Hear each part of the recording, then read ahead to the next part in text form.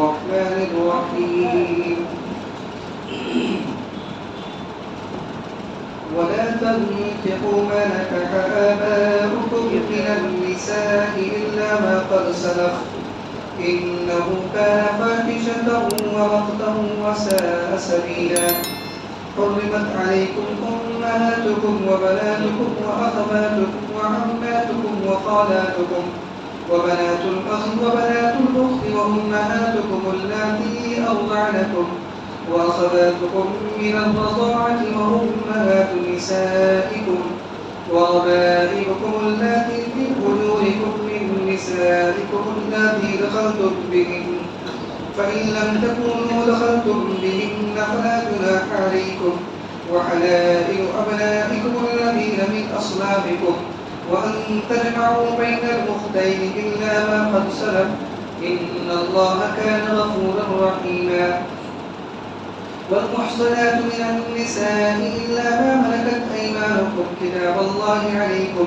وأحل لكم ما وراء ذلكم أن تبتغوا بأموالكم محسنين غير مسافحين وما استمتعتم به منهن فآتوهن أجورهن فريضة ولا جناح عليكم فيما تراضيتم به من بعد الفريضة إن الله كان عليما حكيما.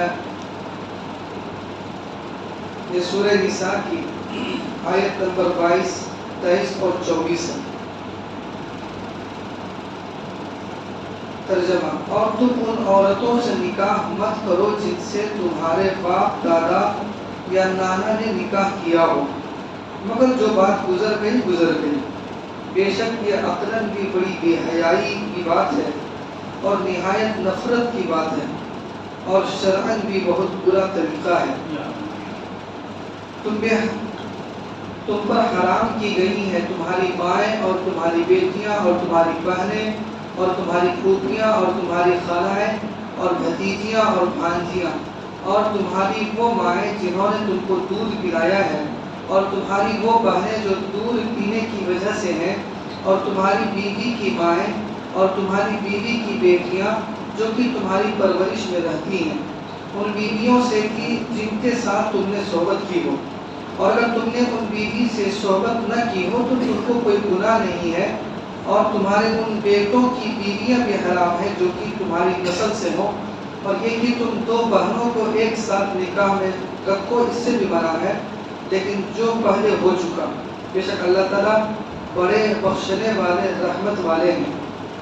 اور وہ عورتیں جو کہ شوہر والیاں ہیں وہ بھی حرام ہیں، مگر جو کہ تمہاری مملوک ہو جائیں. اللہ تعالیٰ نے ان احکام کو تم پر فرض کر دیا ہے، اور ان عورتوں کے سوا اور عورتیں تمہارے لیے حلال ہیں، یعنی یہ کہ تم ان کو اپنے مالوں کے ذریعہ سے چاہو، اس طرح سے کہ تم بیوی بناؤ، صرف مستی ہی نکالنا مقصد نہ ہو.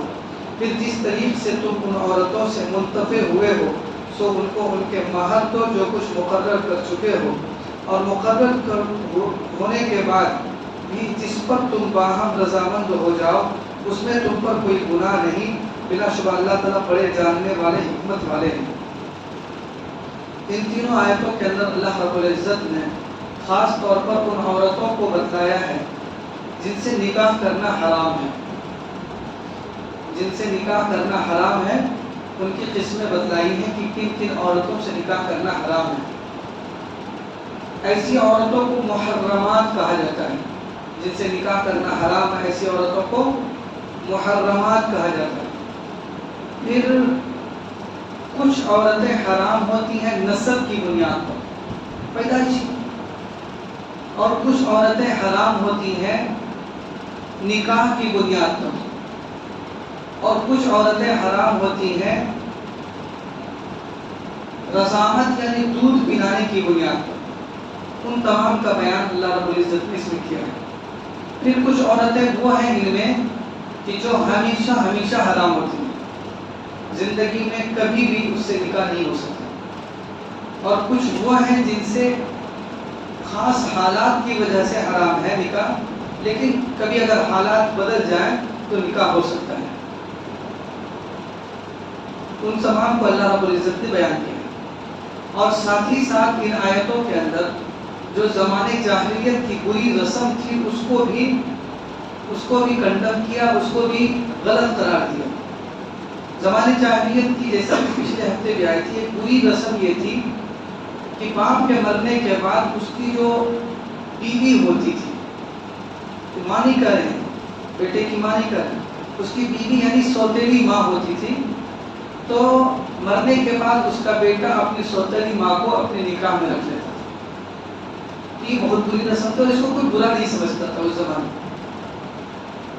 اسی طریقے سے دو بہنوں کو بھی لوگ جمع کر لیتے تھے ایک نکاح میں، یعنی ایک بیک وقت دو بہنوں کو ایک نکاح میں جمع کر لیتے تھے۔ تو اس طرح کی بری رسم کو جو ہے ان آیتوں کے اندر، ان آیتوں کا ذریعہ ختم کیا۔ اسی طریقے سے وہ لوگ جو ہے متبنہ، ایڈاپٹیڈ جو ہوتا ہے بچہ لڑکا، اس کو جو ہے بیٹے کا درجہ دیتے تھے، چنانچہ اس کی بیوی کو جو ہے بہو کا درجہ مل جاتا تھا، اور اس سے کبھی بھی نکاح کو وہ لوگ ناجائز سمجھتے تھے، اس کو بھی ختم کیا گیا۔ فرمایا، اللہ تعالیٰ فرماتے ہیں اور تم ان عورتوں سے نکاح مت کرو جن سے تمہارے باپ نے نکاح کیا ہے۔ یہاں پر باپ سے مراد باپ، دادا، نانا سب مراد ہے، یعنی جس طریقے سے باپ کی بیوی سے، یہاں مراد باپ کی بیوی سے، یہاں پر سوتیلی ماں ہے، جو سگی ماں ہے اس کا بھی بیان آگے آ رہا ہے۔ سوتیلی ماں ہے باپ سے جنہوں نے نکاح کیا، وہ سوتیلی ماں ہے، یا اسی طریقے سے دادا، نانا، ان لوگوں نے کسی سے نکاح کیا ہے تو اس سے بھی نکاح کرنا حرام ہے۔ انہو کان فاحشہ، مگر جو بات گزر گئی سو گزر گئی، یعنی اب تک کوئی حکم نہیں تھا اور کسی نے کر رکھا ہے، تو اب آئندہ ختم کرو اس بات کو۔ اگر کسی کے نکاح میں اس طرح کی شکل ہے تو اس کو نکاح سے جدا کرو، اور جب ہو گیا سو ہو گیا، اور اللہ رب العزت درگزر کرتے ہیں۔ اور ہے نا کتنی بری بات کہ ایک مدت تک جس کو ماں کا درجہ دیا، ماں کا درجہ اس لیے کہ سوتیلی ماں تو ماں کا درجہ ہی ہوتا ہے، تو ماں کا درجہ دیا، باپ کے مرنے کے بعد اسی کو اپنے نکاح میں لے آئے۔ اسی لیے اللہ رب العزت نے فرمایا کہ تو بڑی بے حیائی کی بات ہے، انہو کان فاحشہ ومقتا، اور بڑی بے ناراضگی کی بات ہے، بے شرمی کی بات ہے۔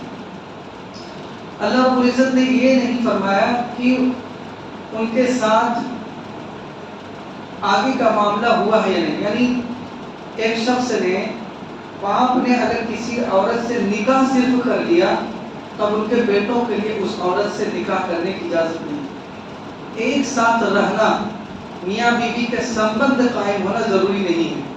وَلَا تَنْكِحُوا مَا نَكَحَ آبَاؤُكُمْ، جن عورتوں سے تمہارے آبا و اجداد نے نکاح کر لیا ہے اس سے تم نہ کرو۔ نکاح کرنے کی وجہ سے ہی اس کے بیٹوں کے لیے وہ عورت حرام ہو گئی، چاہے میاں بیوی کا باپ کے ساتھ سمبند ہوا ہو یا نہ ہو، چاہے نکاح کے بعد فوراً جدائی ہو گئی ہو، تب بھی بھویشیہ میں اس مرد سے اگر کوئی دوسری عورت سے کوئی بیٹا پیدا ہوگا تو اس بیٹے کے لیے اس عورت سے نکاح کرنے کی اجازت نہیں ہوگی۔ محض نکاح سے ہی بیٹے کے لیے باپ کی بیوی حرام ہو جائے گی۔ ہوتا ہے، بہت سی شکلیں ہوتی ہیں، بیٹا بڑا ہے، اس کے بعد اس کی ماں کا انتقال ہو گیا، اب باپ نے دوسری شادی کی، لیکن شادی کے بعد ہی فوراً جو ہے نکاح ختم ہو گیا، تو کم عمر ہے اس کی بھی، تو شریعت کہتی کہ اس سے نکاح نہیں ہو سکتا بیٹے کا۔ حرمت علیکم، تم پر حرام کی گئی تمہاری مائیں، یہاں پر بھی ماں سے مراد ماں ہے، جو ماں ہوتی ہے اپنی حقیقی ماں، وہ حرام ہے۔ نانا، نانی، دادی، نانی، اور اسی طریقے سے پرنانی، اسی طریقے سے دادی، پردادی، یہ جتنی بھی اوپر تک چلے جائیے وہ سب کے سب اس ماں کے عموم میں داخل ہے، وہ سب کے سب حرام ہے۔ تمہاری مائیں حرام ہیں، وبناتکم، اور تمہاری بیٹیاں حرام ہیں۔ یہاں پر بیٹیوں سے مراد بھی نیچے تک بیٹی، بیٹی، پھر بیٹی کی بیٹی، پھر ان کی بیٹی، جہاں تک چلے جائیے وہ سب کے سب مرد کے لیے حرام ہے۔ اسی طریقے سے بیٹا کی بیٹی یعنی پوتی اور ان کی بیٹی، یہ سب کے سب نیچے تک سب کے سب حرام ہے، اس عموم میں سب داخل ہے۔ وبناتکم، تمہاری بیٹیاں حرام ہیں، یعنی نواسی بھی اور ان کی نواسی جتنا دور تک جا سکتے ہیں وہ سب حرام ہے. اسی طرح پوتی پر پوتی وغیرہ بھی سب حرام ہے. کسی بیٹی میں امور میں وہ بھی داخل ہے.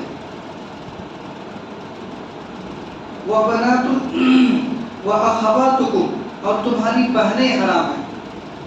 تمہاری بہنیں حرام ہیں. بہن کی 3 قسمیں. ایک بہن تو ہے حقیقی بہن یعنی ماں اور باپ دونوں کے ایک ہے. دونوں بھائی بہن کے ماں باپ ایک ہے. اور ایک ہے اللاتی بھائی بہن.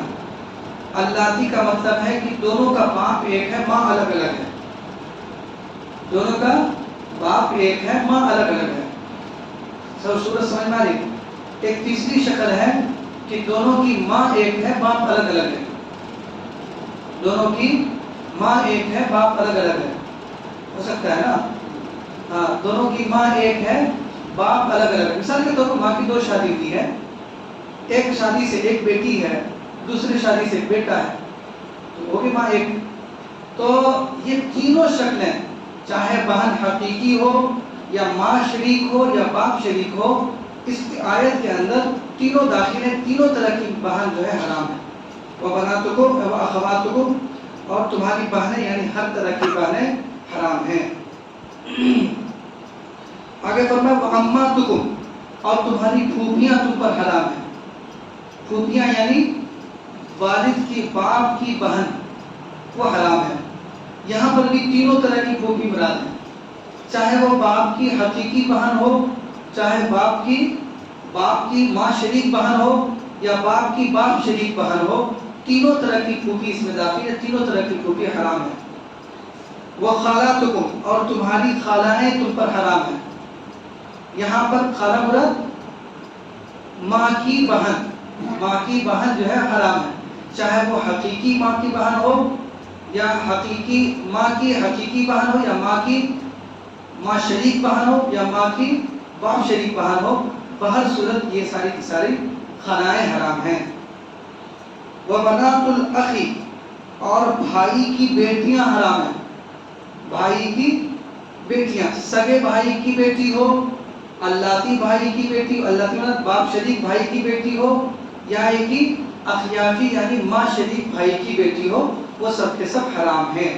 بھتیجی چاہے وہ کسی طرح کی بھتیجی ہو. لیکن چچا زاد بھائی کی اگر بیٹی ہے تو وہ جائز ہے. چچا زاد بہن سے جب نکاح جائز ہے تو ان کی بیٹی سے بھی نکاح جائز ہو.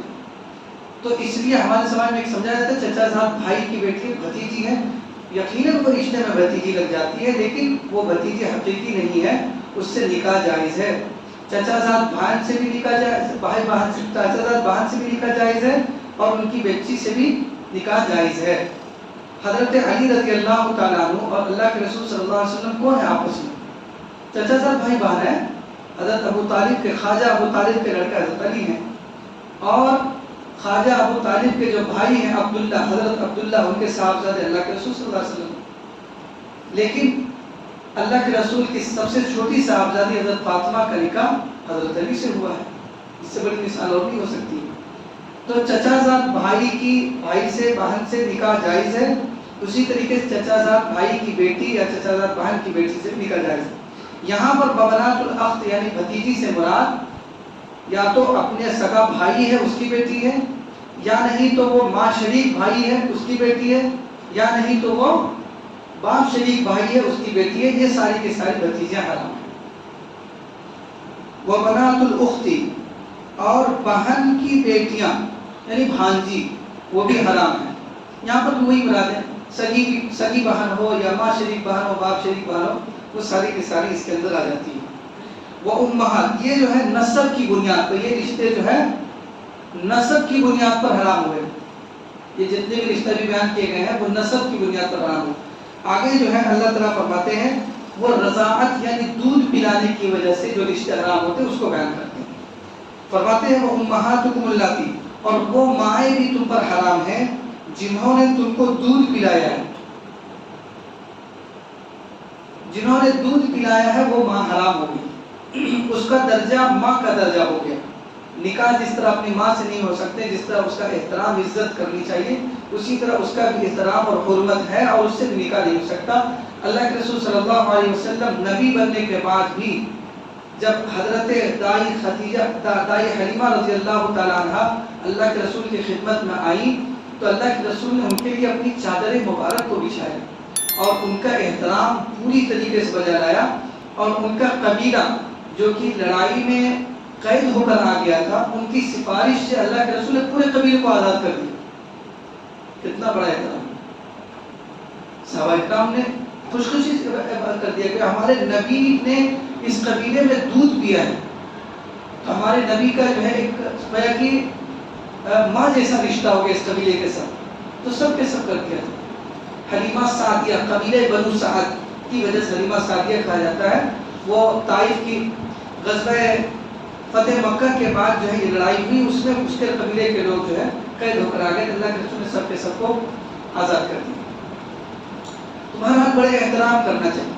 تو دودھ پلایا، اب اس زمانے میں اجرت پر دودھ پلانے کا رواج کم ہے، لیکن پہلے زمانے میں خاص طور پر عربوں میں زیادہ تھا، اس لیے وہاں اس چیز کا بڑا تصور تھا کہ دوسرے عورتوں کو دے دیا جاتا تو دودھ پلانے۔ آج اگر ماں کو دودھ نہیں ہوتا تو بازار میں دودھ اویلیبل ہے، ڈبے والا دودھ، اس کو لوگ پلا لیتے ہیں، اس لیے اس کی نوبت کم ہی آتی ہے کہ کسی خاتون کو دودھ پلانے کے لیے رکھا ہے۔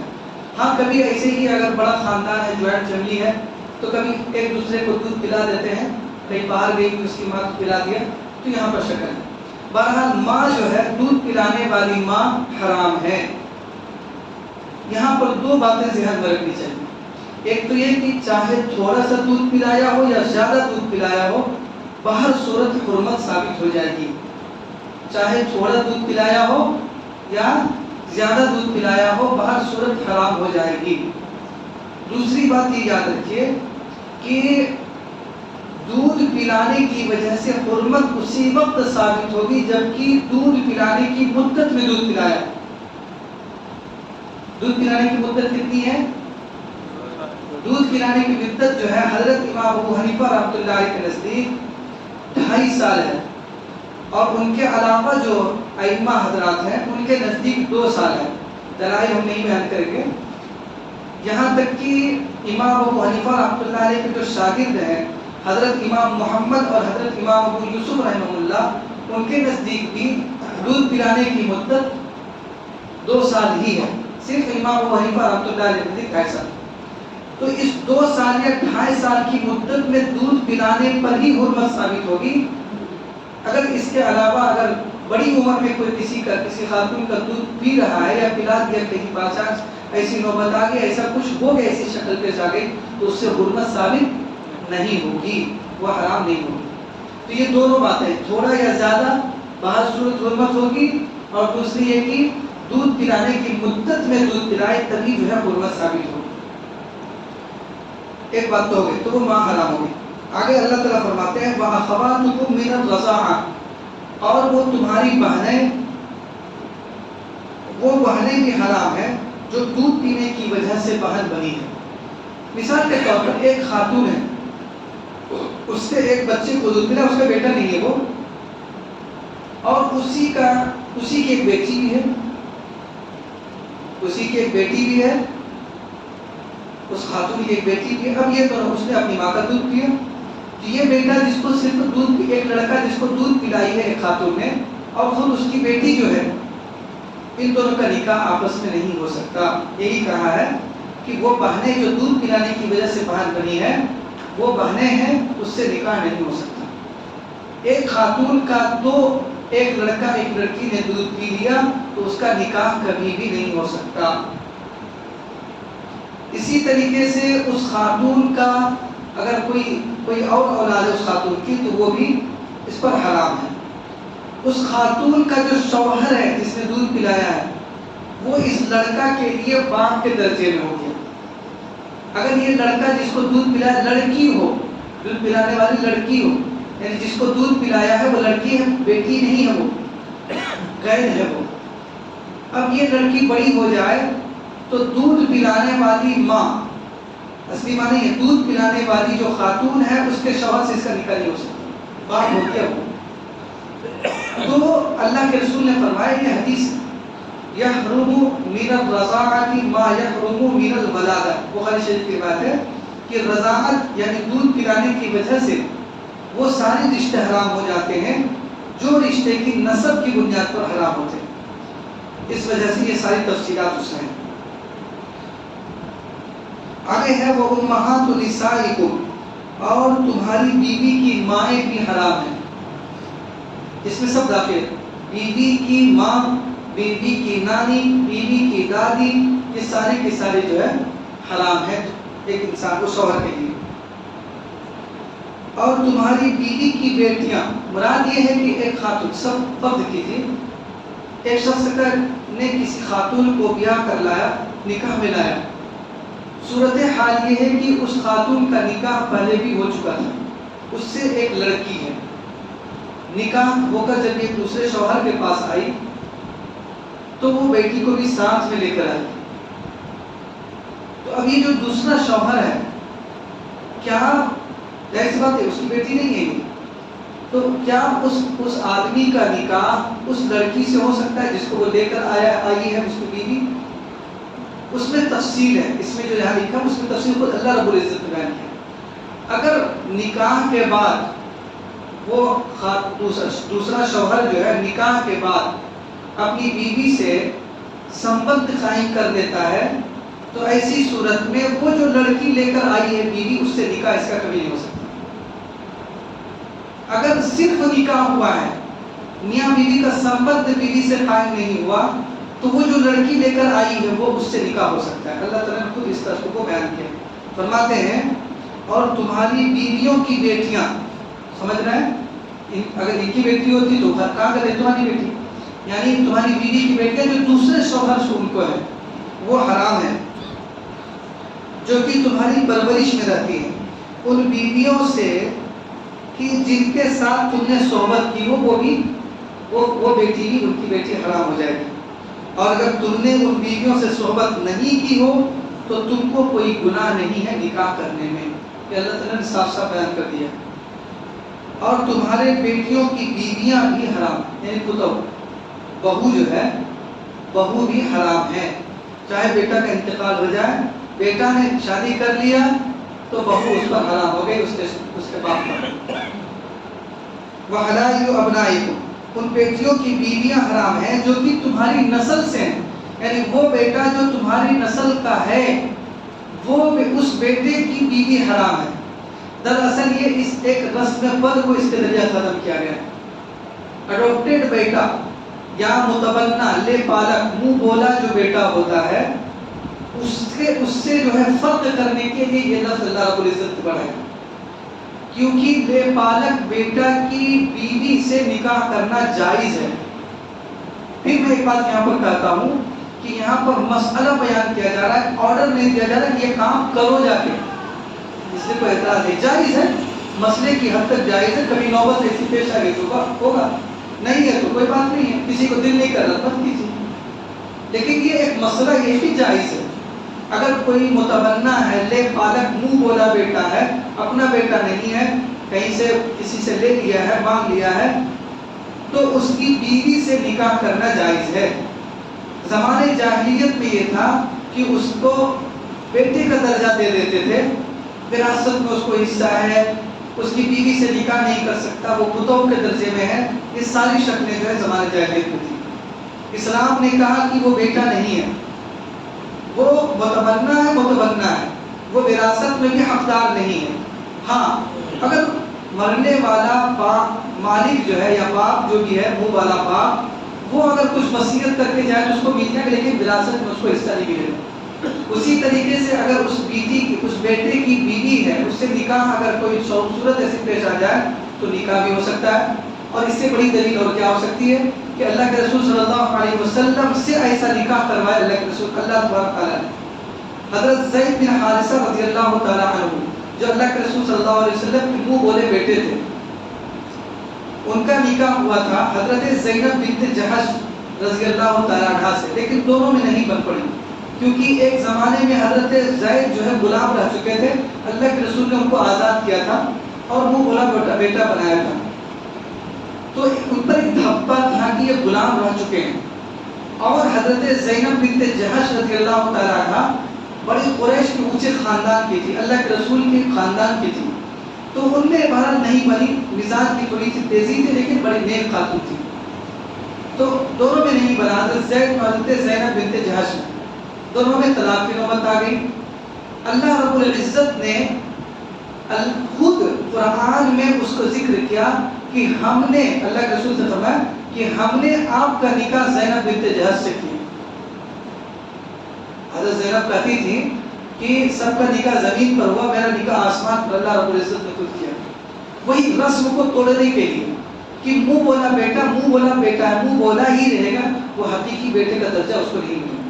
تو یہاں پر اللہ رب العزت نے صاف صاف کہا کہ جو تمہاری سلبی بیٹا ہے، تمہارا جو نسبی بیٹا ہے، تمہاری نسل کا جو بیٹا ہے، اس بیٹے کی بہو بیوی سے نکاح کرنا ناجائز ہے، لیکن اگر تمہاری نسل کا بیٹا نہیں، منہ بولا بیٹا ہے، اس کی بیوی سے نکاح کرنا جائز ہے۔ آگے فرماتے ہیں وَأَن تَجْمَعُوا بَيْنَ الْأُخْتَيْنِ، اس آیت کو ختم کر دیتے ہیں، اگلی آیت کو انشاءاللہ چھوڑ دیں گے۔ وَأَن تَجْمَعُوا بَيْنَ الْأُخْتَيْنِ إِلَّا مَا قَدْ سَلَفَ، اور یہ بات بھی حرام ہے کہ تم دو بہنوں کو نکاح میں ایک ساتھ رکھو۔ وَأَن تَجْمَعُوا بَيْنَ الْأُخْتَيْنِ إِلَّا مَا قَدْ سَلَفَ، اس سلسلے میں بھی زمانے جاہلیت میں تھا، دو بہن سے نکاح کر لیتے تھے، کچھ برا نہیں سمجھا جاتا تھا۔ اسی وجہ سے آگے اللہ تعالیٰ نے فرمایا إِلَّا مَا قَدْ سَلَفَ، جو ہو گیا سو ہو گیا، لیکن اب آئندہ نہیں کرنا ایسا۔ دو بہنوں کو ایک ساتھ نکاح میں نہیں رہ سکتے، لیکن اگر ایک